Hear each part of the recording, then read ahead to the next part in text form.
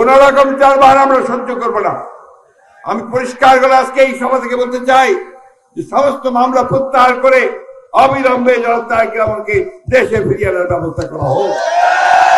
বাংলাদেশের মানুষ গণতন্ত্রে বিশ্বাস করে, মানুষ যেমন বিশ্বাস করে যে একটি অবাধ সুষ্ঠু নির্বাচনের মধ্য দিয়ে একটি পার্লামেন্ট গঠন করতে হবে, সেই পার্লামেন্টের মাধ্যমে দেশ পরিচালিত হবে।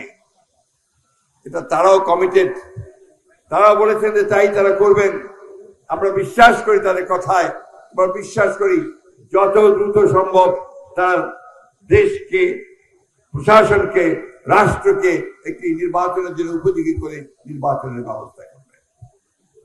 সংস্কারের কথা বলা হচ্ছে, সংস্কার আমরাও চাই। আমরা আমাদের দলের পক্ষ থেকে 31 দফা প্রস্তাব দিয়েছিলাম 2 বছর আগে। ওই প্রস্তাব দিতে গিয়ে আমরা গ্রেফতার হয়েছি। যখন ওই প্রস্তাব দেওয়া হয় গোলাপবাগের মাঠে, তখন আমি জেলে, তার আগে 2 দিন আগে আমি গ্রেফতার হয়েছি।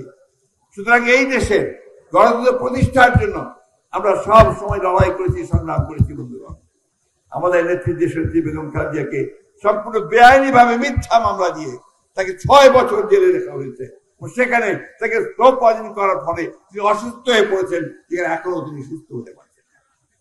মুক্ত হওয়ার পরে আমাদের নেতা তারেক রহমান সাহেবকে ভারপ্রাপ্ত চেয়ারম্যান, তাকে মিথ্যা মামলা দিয়ে নির্বাসিত করে রাখা হয়েছে। তাকে এখনো এই দেশে আমরা নিয়ে আসতে পারিনি, কারণ বিভিন্ন রকম তার বাহানা চলছে।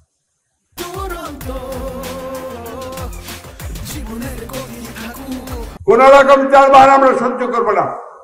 আমি পরিষ্কার করে আজকে এই সভা থেকে বলতে চাই যে সমস্ত মামলা প্রত্যাহার করে অবিলম্বে জনাব তারেক রহমানকে দেশে ফিরিয়ে আনার ব্যবস্থা করা হোক। একই সঙ্গে যত মামলা আছে এই সরকার, আওয়ামী লীগ সরকার আমলে করা হয়েছে, আমাদের ছাত্র দল, যুব দল, স্বেচ্ছাসেবক দল সহ, মূল দল সহ সমস্ত মামলাকে অবিলম্বে প্রত্যাহার করতে হবে। এটা দাবি, এটা এই দেশের জনগণের দাবি। আমাদের ছেলেরা আত্মত্যাগ করেছে, জীবন দিয়েছে, প্রাণ দিয়েছে, নেতারা জীবন দিয়েছে, প্রাণ দিয়েছে। আজকে সেই গণতন্ত্র প্রতিষ্ঠার জন্য তারা প্রাণগুলো দিয়েছে। সুতরাং তাদেরকে সম্মান দেখিয়ে এবং যাদের বিরুদ্ধে মিথ্যা মামলা হয়েছে সেই মামলাগুলোকে প্রত্যাহার করে দেশে গণতন্ত্রকে প্রতিষ্ঠা করবার, সুষ্ঠু অবাধ নির্বাচন করবার একটা পরিবেশ সৃষ্টি করতে হবে।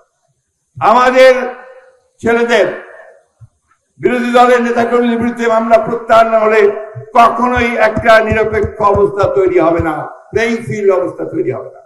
সুতরাং আমি আজকে আবার এই সভা থেকে এই সরকারের প্রতি আহ্বান জানাচ্ছি, কাল বিলম্ব না করে সমস্ত মামলাগুলো প্রত্যাহার করা হোক।